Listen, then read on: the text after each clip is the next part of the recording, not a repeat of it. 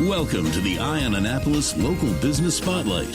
There are thousands of locally owned businesses in the area, some small and some large. Some you may know and others you don't.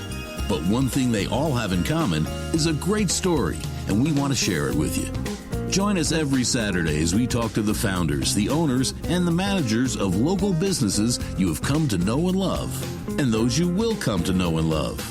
Now here's your host, John Frenay, with this week's Local Business Spotlight.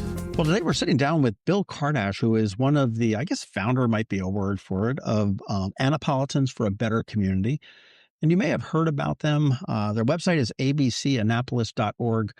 You are an advocacy organization really to offer suggestions for improvement in local government, specifically Annapolis. Is that accurate? Yes.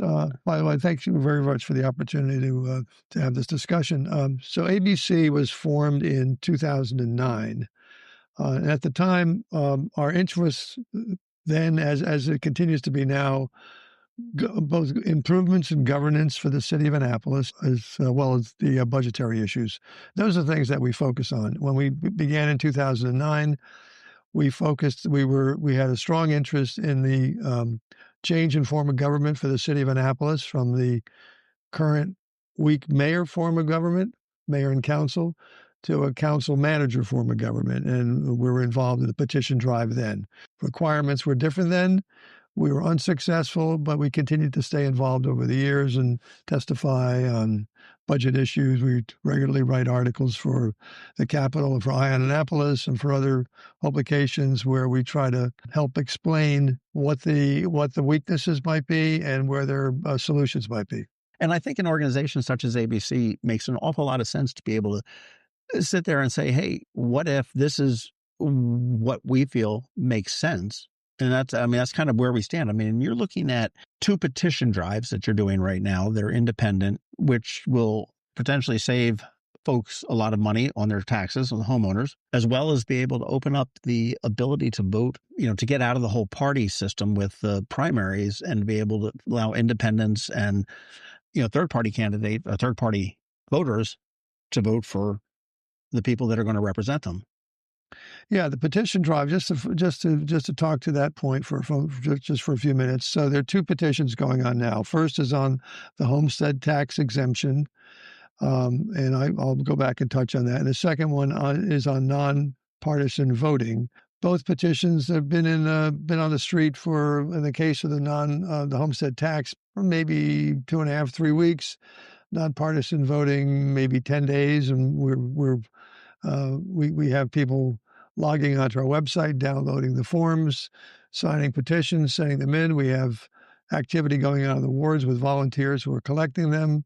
Different HOAs and community organizations are dispersing information to their members, their residents. So we're kind of encouraged by the activity, and we think people are interested in it. And these are things that will help, we believe, improve the governance in the city. Well, we're in a situation nationally that things are a little bit uncertain and wallets are getting a little bit tighter here. And, as we look let's talk about the property tax cap, in that while the city has never raised the tax rate, okay, I'm going to tax you let's make it real simple. I'm buying a shirt for $100 and I'm going to tax you 10% on that. So it's $10 for that $100 shirt. I'm not going to raise the tax, but I'm going to raise the price of that shirt to $200. Now, all of a sudden, I've got $20. And I think that's a little bit of political theater that a lot of, and it's not unique to Annapolis. It's, everywhere that, well, we didn't raise the tax rate, but because property values increase, the tax increases. Yeah, so I think what happens is, so Annapolis is a desirable community. I think, it's the fact that we're a waterfront community tends to increase values here more so than if it was a, farmland or someplace in Pennsylvania or West Virginia. We have the benefit of proximity to Washington, to Baltimore, to the beaches. It's a very, very, very desirable community, and as a result, values in property, particularly land, increase more so than for those places that might be distant from the water. As a result, The average price for a home in the city of Annapolis is $568,000, I believe was the last time I saw a median price. For the county, it's about $460,000, so a little bit less for the county, a little bit more for the city. The city is 7.5 square miles. The county is about 450 square miles, about 600,000 population. Annapolis is a population of just about a little over 40,000. So we're substantially smaller than the county. We have a much smaller population, certainly a much smaller area. As a result, there's no real places to annex surrounding property. We'd have to annex, one of the things that caused this whole discussion that's been happening for the past, I guess, 10 years is the development Spa Road and Forest Drive. Right. It used to be Crystal Springs and now is Provident Point. That was annexed into the city probably at least 10 or 12 years ago. Easily. So there aren't too many places where land can be annexed. And as a result, the city's ability to grow its borders, the only way that we can grow is infill, find raw land or find land that can be cleared. And then we have zoning issues to contend with. I'm not even going to touch on the zoning issues. That's a whole different discussion. But as a result, so property tax in the city, there are three components there's two things that really yield a property tax. First is the assessed value of the house that you live in, the house or condominium that you live in. Assessments are done by the state. They're administered by the county. The city sets its tax rate. And if you were to take a look at your tax bill, you'd see three components: the state component, a county component, and a city component. The state component's been relatively flat for the past 10 years. It's, I believe, 11.2 cents. For the county, there's a differential between the county and the city, and I believe the county rate I think the differential is 59 cents. It's not the 24 cents we were talking about. And the city rate, which is 73.8 cents. And recently the city established a rate, confirming the rate would not change. So what's not said is that assessments have increased. In fact, in the last triennial assessment, the average assessment in the city of Annapolis increased by 24%. So for some people, that's a feel-good feeling where the value of my house, the assessed value just increased by 24%. That's the good news. The bad news is your taxes now are based on that increased assessment. And so instead of paying property tax on the example that we just recently did was, assume you had a $600,000 house that was assessed at $600,000. A 24% increase in assessment would bring that value to $744,000. Which is a yay. But your cash flow would be impacted because you're now paying property tax on an assessed value of $744,000. As an example, in just talking about the first petition that we have out there, which is the reduction in the cap rate, so that currently state law allows municipalities to set a tax increase from 0 to 10%. In the case of the city of Annapolis, they've been at the maximum rate since it was adopted in, I believe, the mid-'80s. So it's been at the 10% rate from inception. In the case of the county, that rate is set at 2%. I believe it had been higher, maybe 6% in the early 90s, and it was reduced to 2%. And so that was a county council that voted to cap that at 2%, right? Correct. And so in the case of the tax rate, so the city's tax rate has not gone up. The 73.8 cents has been confirmed for the 2026 fiscal year, but the assessment upon which it's applied has increased by 24%. What that allows, that 24% over the triennial assessment cycle. So properties are assessed on a triennial cycle. We're now in the second year of that 3-year cycle. And so last year, properties increased by 24% on average. That 24% is divided into 3 equal segments for the city. So your the increase happens 8% per year for the next 3 years. So the first year you would have paid had it been at 2%, you would have paid a lesser amount than the 10% for the city. How much? That differential would have been $265 on a $600,000 house, now assessed at $744,000. For the current year, the second year in that cycle, because of compounding, the second amount would increase that amount to $529 additional. Next year, the third year in that cycle, it'll go up $791.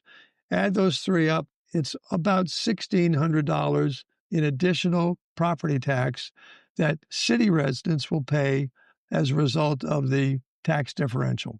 And that's additional property tax. They are paying the city tax, but this is the full 10% that they're going to pay with that. With the 2%, you would cut that down significantly. Yeah. So what I just gave you, so those numbers I just gave you is the spread between the 2% and the 8%. So the savings would be about $1,600. That's not insignificant. No, it's not insignificant at all. And so anybody could take, if you know what the assessed value of your home is, take a look at it. And using our example of a $600,000 house, which is now assessed at $745,000, roughly $745,000, it's a $1,600 swing. If you had a $400,000 house, a little bit less. It's going to be a little bit less. If you had $1 million house, it'd be more. Yeah. And we should all look forward to our tax bills coming in the next month or so, too. Yeah. So about the second week of July, the tax bills will show up, and you'll get a chance to see what it is. And your first payment's due September 30th, and the balance is due by the end of the year. What impact would this have on the city? Okay, we look at the core function of the city. Maintain our roads and infrastructure, safety.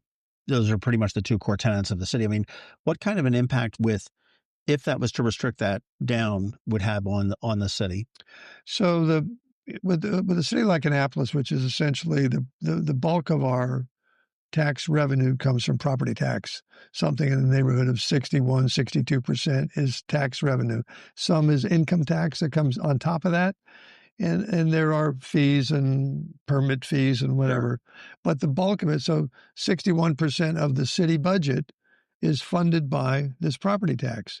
If this amount were to come down, the amount that would flow to the city budget would be less, which would put the city in the position of having to take a critical look at services that are provided. This amount could be compensated for, but the tax rate would have to increase. So the city, which is something politicians are loath to do, they none of them want to do that. They never want to raise the property tax rate, but they're happy to go along for the ride as assessments increase. So they would have to raise the rate if they wanted to stay at the same revenue base. The alternative is, one of the things that ABC did about a year and a half ago is we teamed with the University of Pennsylvania Fellows Institute of Government and took a critical look at what's referred as shared services between the county and the city.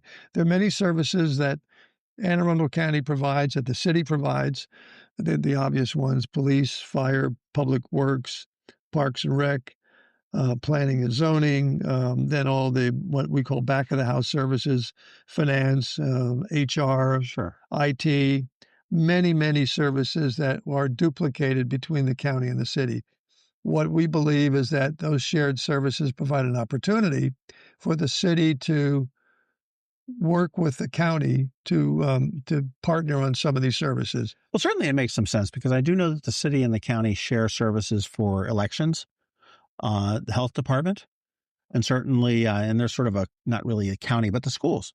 Those are two things that the city has never gotten involved in, fortunately. So the school system is totally Anne Arundel County. The health department is totally Anne Arundel County. So if you go into a restaurant and you see a certificate on the wall that says that it's a clean restaurant, that's done by the county. The other thing, which maybe people don't realize, is that when you call 911, you call county dispatch. So when you're calling 911, you're calling a dispatch if it's an emergency call for EMS, where an emergency vehicle is dispatched for a medical emergency.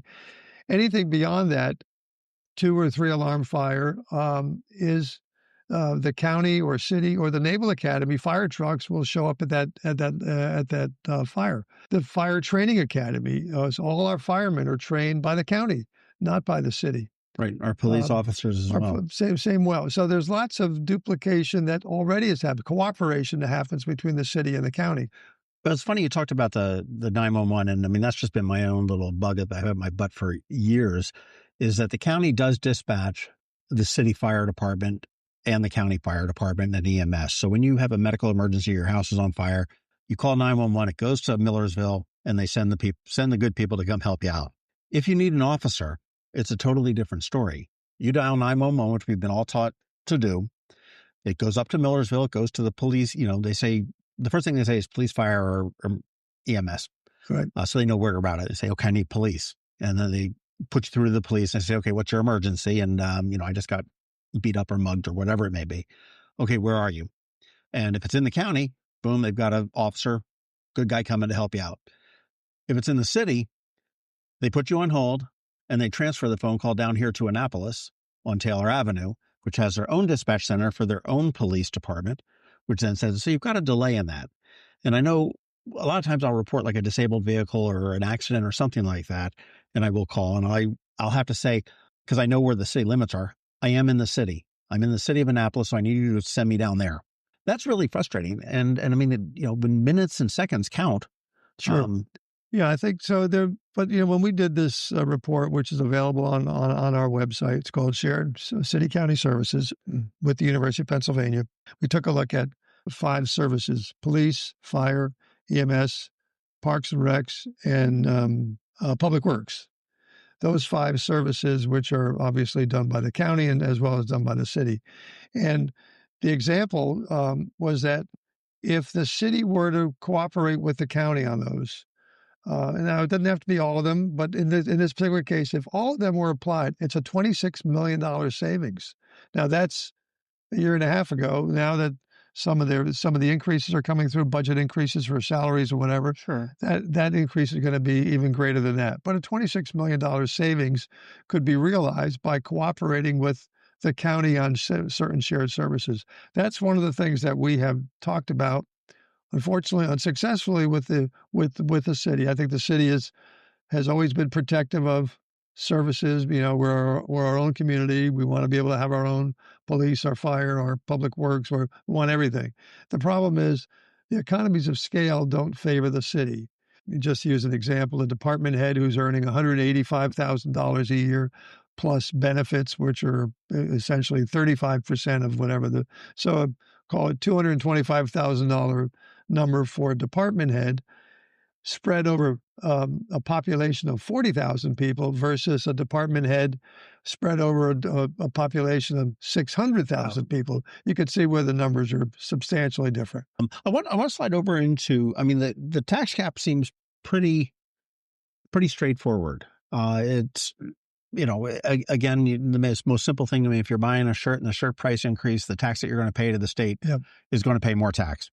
And that's what's happening here, as opposed to somebody saying, okay, well, the most you're going to pay on a shirt is $5 or $6 or whatever it may be that you buy. So we've got this petition that is going out there. It's available at your website, abcannapolis.org.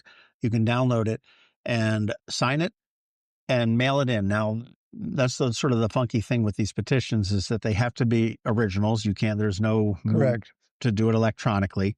The Board of Elections changed how petitioning happens. And now the requirement is for 10% of the registered voters, which sounds like great news. Right. So currently the voter base, I can tell you as of a couple of weeks ago, the voter base for the city of Annapolis that we received was 25,808 registered voters in the city of Annapolis.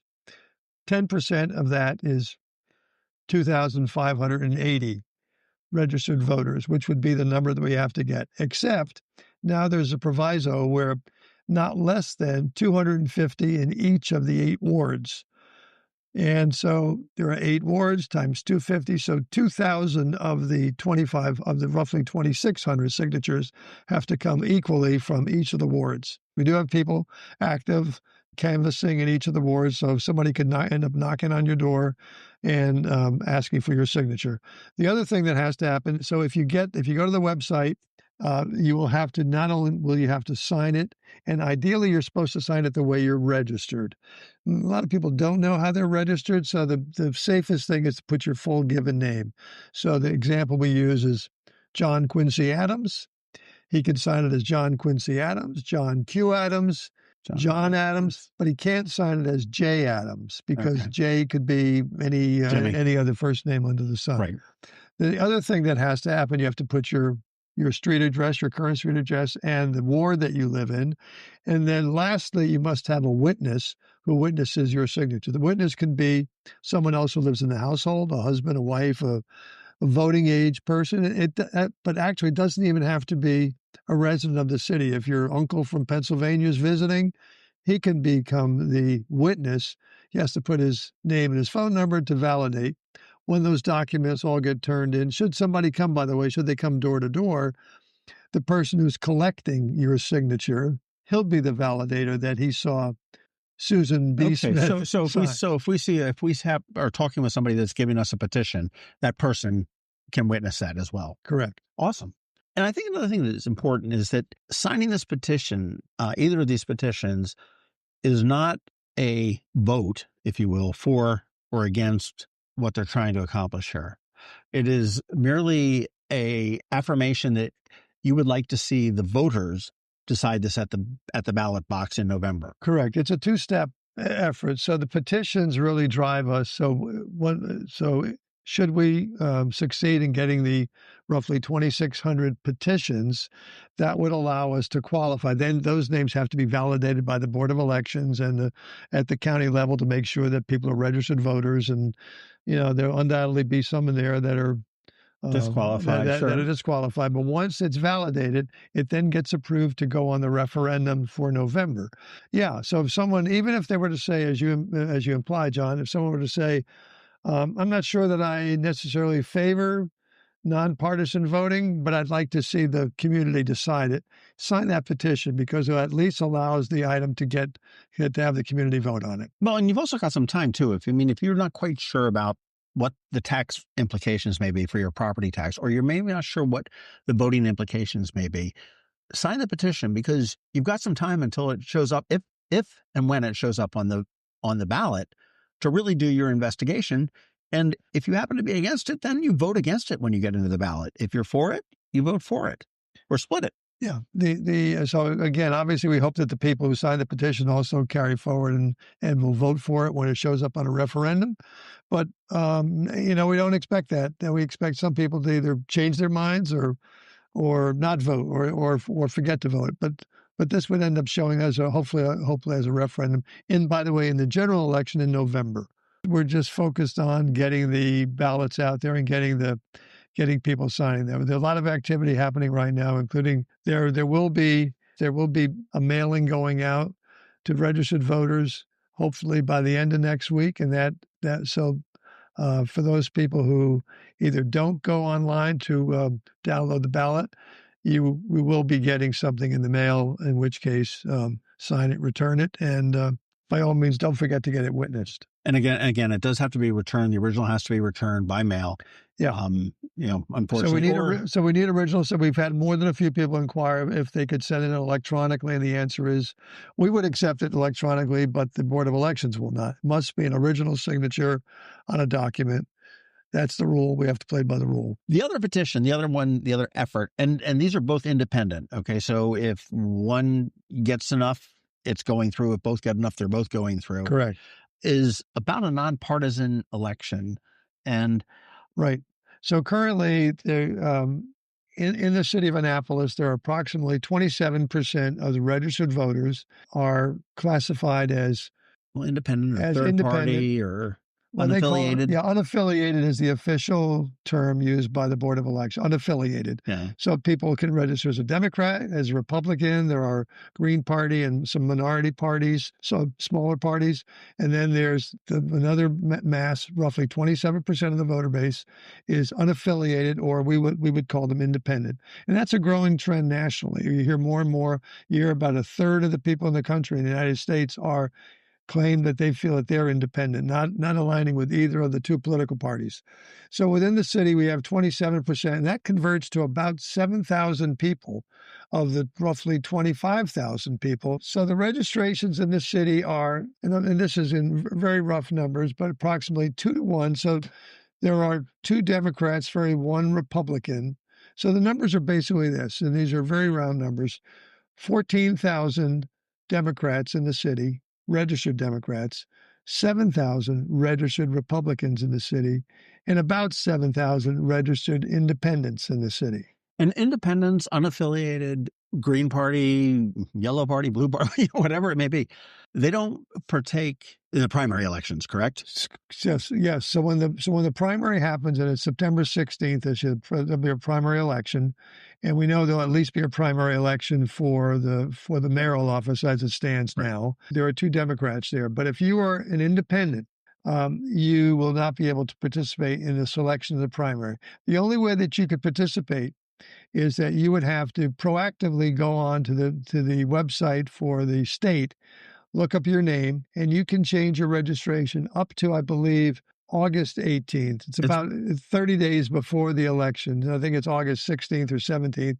You could go online and you could change. You could go from an independent to a Democrat or Republican and show up at the poll and know that you could vote. If you chose not to do that, or it was too late to do that, you're out. You'd be blocked out. You would not be able to vote. Now, when the general election shows up in November, you can vote, but you would have no say in the selection of the primary. So at this point, as we look into the city elections that are happening right now, and I realize that if this petition drive is successful, it's not going to impact this election cycle. But right now, it looks like there are no Republicans running for mayor. Correct. We have 2 Democrats that are running, Jared Littman and Rhonda Pindell-Charles, that are running for mayor, and they will participate in the primary election. Correct. 7,000 voters will not participate in the primary election. Correct. At this point, provided that nobody else comes in as a Republican. But 7,000 won't participate anyway, even if a Republican does come in. That primary election very feasibly will determine who's going to be the next mayor. So we're going to know who the next mayor is probably come September, if there is no Republican that jumps in here.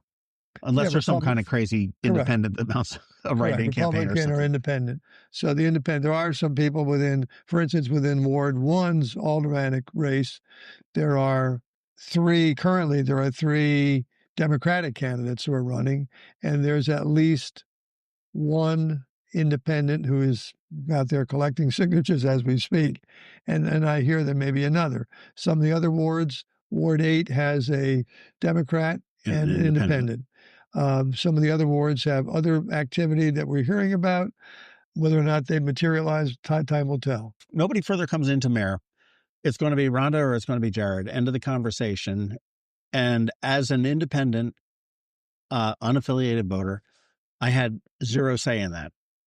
Yeah, the other thing that's important to note is that this whole question of this idea of opening up primaries to include the unaffiliated voters is not a new concept, and it's not one that we originated. It goes back at least until 1996. The city has what's called a charter, used to be called a Charter Review Commission. Now they call it the Charter Revision Commission, and they take a look at things that should be considered. And since 1996, they have been recommending opening up primary elections to unaffiliated voters. That's a recommendation that they make to the council. The council is then supposed to act on it. They have deferred since 1996. So the better part of 30 years, it's like, nah, we don't want to do that. And I've always said that partisan politics has a place in local elections.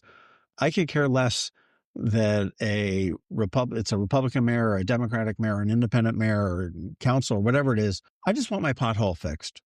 Yeah. I want my, curb painted. I want, to make sure that the fire department comes when I burn my bacon. Yeah. And the other thing, I had, when we did this report for University of Pennsylvania, I also then wrote an article, which is on our website, taking a look at the article is about what's it cost to run the city of Annapolis. And the cities that I looked at were Gaithersburg, Rockville, and Bowie as comparisons. three incorporated cities within the state of Maryland that people are familiar with, certainly Bowie and Rockville, Gaithersburg, and Montgomery County. And long story short, each of those communities has a council manager form of government, and each of them has nonpartisan elections. So that, I think better run cities, better run communities recognize that national politics really doesn't have a place in solving local issues. We're not really concerned about the big issues of immigration or abortion or whatever it is. All the big, defense, all those big issues that we read about in the newspaper every day, we see on the 6 o'clock news, don't have a place in the city of Annapolis. Certainly we can vote on them when we vote for our national candidates, but who we pick for mayor or alderman, again, we're concerned about parking issues and what's happening at City Dock and the city budget. I mean, one of the things, unfortunate that when we had the COVID event of a few years ago, city council meetings used to be relatively lively events where any given night there may be 30, 40 people at the meeting testifying and participating. And then COVID came in and everything got shut down to the point where everything went virtual, everything was online. And so the folks were basically shut out of showing up at those meetings, and they couldn't show. And that's only recently reactivated over the past year or so. And so the crowds are way down. The interest appears to be way down. Yes, you can go online and you could voice your opinion, but it's a little bit different than standing up and getting your 3 minutes or 5 minutes or whatever it is and trying to get some feedback and participation. We're hoping that one of the things that happens as a result of all this, and particularly this whole question of shared services and the budgetary issues, we're finding very strong interest in both these petitions, by the way. People who does not want to see their property tax go down? So we're getting strong interest there. And we're also the same thing with the whole question of fairness. Why do you shut 7,000 people out of the voting process? That makes no sense at all. How does the election look? Let's just make an assumption that there are 2 Republicans running and 2 Democrats running for mayor. Okay, under the current system, we would have a primary day and we'd have a Republican primary and a Democratic primary. Correct. And we would pick one person in each of those parties to go into the general election, and then that Republican would go against the Democrat, and yes, the winner would win. When we have a nonpartisan election, okay, we don't have Republican and Democratic primaries, right? Correct. We have all of the candidates, okay, so we can shuffle that deck of cards. So in the primary, there will be, but the independents all get a bite at the apple. So they'll all show up on the ballot. So in the primary. In the primary and in the general. So it's not as if the 4 independents are going to go against each other. They'll all show up on the general. Okay. So then we will still have Republican and Democratic primaries, but the independents will be included on each? So what our primary, what we're talking about for primary voting is that the independents would show up at the primary election, and when they show up, they get to pick, I want to vote as a Democrat, I want to vote as a Republican. So they would be able to assign, but they can only pick one or the other. They couldn't say, I'd like to vote on this one. Okay. So the independent voter can come up and choose at the time of voting. Correct. Which ballot they want, the Republican or the Democrat one. Correct. What about, but the independent candidates, provided that they get the signatures and everything else required, will show up on the general. The general. Okay. Yeah. So independents are now able to go, and if I sit there and say, hey, I really like this Democrat guy, I'm going to go vote right. for him. As an independent, I can come in there and cast my vote for them to help him move on to the general election. Right. Similarly, if I really like the woman as a Republican and I want to help her to get to the general election. Yes. And then it all comes together in winner take all in November. Right. It makes sense. Well, and the biggest thing is that it allows these 7,000 people who are basically shut out to participate. That's really what we're after. First thing that we want to do is enfranchise these 7,000 people who are shut out of the voting. Well, they're disenfranchised to start with. And I know that there's also a suit in the state of Maryland, actually it's filed in Anne Arundel County, very similar to what this petition is asking for. So the suit, actually, I'm glad you brought that up. The suit was filed a couple of weeks ago at the state level, and basically they're claiming that it's a violation of the Maryland Constitution because the Constitution allows for the funding of primary elections, in which case people and everyone in the state would be paying for that as part of your tax. But you're not, so the people who can't vote, are paying for it but can't participate. So they're basically, that's the basis of the suit. So attorney friends of mine say they think this suit has legs, so to speak, and they think it could prevail. We don't believe that anything's going to happen in time for the fall election. And in fact, it may carry on into 2026. But if that should pass, then what we're attempting to do Is moot. Is moot. Correct. And then we just pull it out here. Yes. And again, these two petitions that we're talking about, I mean, this is not something that's going to go into effect in January of 26 if they're successful getting on the ballot and the voters support the initiatives. So there's a process to get it implemented. So in the case of the primary election, this is only for municipal primary election, which is every 4 years. So it's 2020. So we have one this year, 2025. Right. Next So will be 2029. So, yeah, every change that's going to happen here will then apply to the next, unless the Board of Elections should come along or the city should adopt. One of the things that they've talked about is trying to, rather than be an off-year election, to tie in with the presidential year. So it all happens at the same time. These two initiatives on the petition, that seem really like no-brainers to me. Let's reduce our taxes so we're not constantly getting this tax creep coming up, and then let's get everybody in the city involved in elections and choosing who our leaders are and who our representatives are. I mean, it makes some sense. Yeah, so we appreciate your endorsement. By the way, thank you for your petition on it as well. I did. Are there any other issues as we start to wrap up on ABC's radar? I mean, I know we talked about the shared services. Certainly the most pressing issues are the two petition support drives. And when you see somebody that's willing to do that, if you've got somebody coming knocking on your door, if you see them out and about, I would like to take a bunch of these, and I've got a community bulletin board in Ward 7, which you said might need. I totally will put them up there. It's all about getting involved in your government and having a voice. By the way, one of the things that I would say, if any of the listeners who are hearing this would be willing to help, you don't have to help with, you don't have to take on the entire neighborhood, but if you want to help with, in particular, we're looking at communities that have, we have people sitting out by their swimming pool in their local community to take signatures, going to, if they live in a condo association where people that can't walk in easily and start knocking on doors.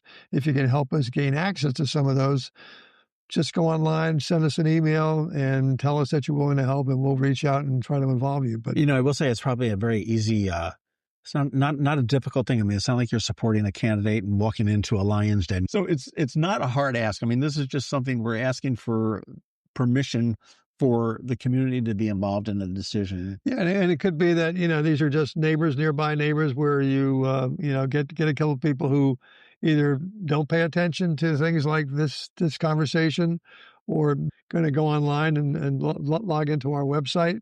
You can download it, you can print them, get a couple of people to sign, and sure, every little bit helps. The sooner we get to the critical mass of signatures, the faster we could feel that this is going to be resolved. That'll be fantastic. July 10th, you want to look for your tax bill, get an idea of what you may be in for. And again, you want to go to abcannapolis.org, and we do also have that petition available at Eye on Annapolis. You can download it, print it out, sign it, and mail it in, or you can look for opportunities in the community, in your community, to do it, and look for something in the mail. You said you're going to be mailing something shortly, so sometime in the next 10 days or so, we hope to be able to reach out to most, if not all, the registered voters in the city. Hope to get people involved, and so we can go over the finish line with this. Fantastic, Bill. I want to thank you so much for your time. Thank you for your efforts in doing this. Thank you for your efforts, and for those that don't know, Bill, you're an equal opportunity. I'll call you a nudge. You've given Ellen Moyer, Josh Cohen, Mike Panelides, Gavin Buckley. I mean, you've given them all a hard time. So, and that's what we need to have some people involved. So they're all good, committed politicians, but politics is something where you have to get involved. Budget issues are unfortunately, pretty gnarly kind of information for people to get their arms around. The city doesn't make it easy to digest this or to have access to it. You can look online for the budgets, but very difficult to understand the things. And for most people, they kind of shrug and walk away. We try to get involved. We have good people involved who understand this, can help decipher what we're talking about. So we like to stay well informed. And I think we have good people involved with us at ABC, and we try to make an impact. That's all we want to do, is have a good community and a well-run city. abcannapolis.org. That's the place to go to get the petitions, to get in touch with them, to see if you can volunteer if you would like to do that and lend a hand to them. That's where you can find the study on shared services. Very valuable website. I do think that everybody should go check it out and make sure that you are involved. I mean, you're all part of the city. We all need to live here together, and we need to have it the best run, managed, and place to live, because let's face it, it's a great place to live. Great. Thanks so much, John, for the opportunity. Thanks for listening to this week's Local Business Spotlight. Please make sure to visit eyeonannapolis.net for all your local news, events, and opinion. And in case you haven't already, please subscribe to the Eye on Annapolis Daily News Brief, where we bring you all the day's local news direct to your phone, tablet, or computer in about 10 minutes. It comes to you at 6 a.m. every Monday through Friday, and you can subscribe on Apple Podcasts, Google Podcasts, or wherever you get your podcasts.